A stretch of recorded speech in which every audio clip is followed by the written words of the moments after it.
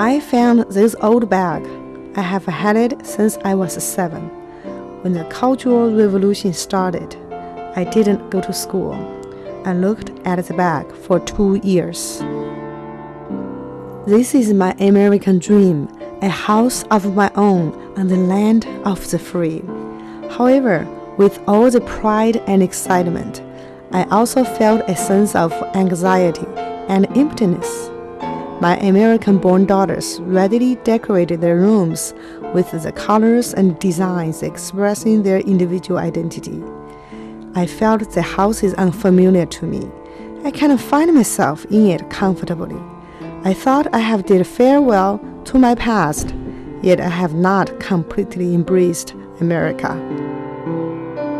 On the same spot, my family and I lived in the old house for 10 years.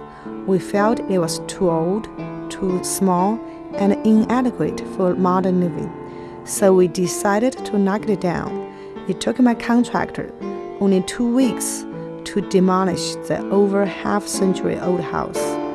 Watching the wood frames crumbling down in front of me, I was taken back to my teenage years during the 1960s, where I experienced many incidents of knocking down our 1,000-year-old tradition. I remember a group of youngsters descended in my grandpa's house and confiscated his lifelong collection of traditional Chinese medicine books and books of Asian philosophy. The whole nation was swept into the storm of building a brand new world that did not bear any resemblance from the past. Since 1968, youngsters like me left urban homes to the countryside, echoing Chairman Mao's campaign to learn from the peasants. After the initial thrill worn off, many of us, the Zhiqing generation, turned disillusioned, bitter, and desperate. The dream of building something totally anew and grandiose was never fulfilled. In the early 1980s, I came to the United States.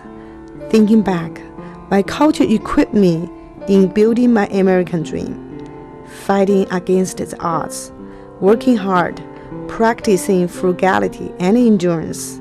This helped me survive the Cultural Revolution. This house is built on the same old dirt of its predecessor.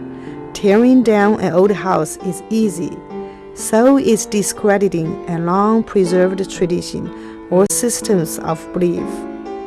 As hard as it seems, constructing a new house is not building a castle in the air. It rises from the same old earth, but only taller and stronger. And it stands on the same solid foundation, but only deeper and sturdier.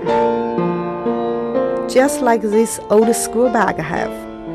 In those 2 years, when the school was delayed, I looked at the school bag every day, and I can visualize what I was becoming.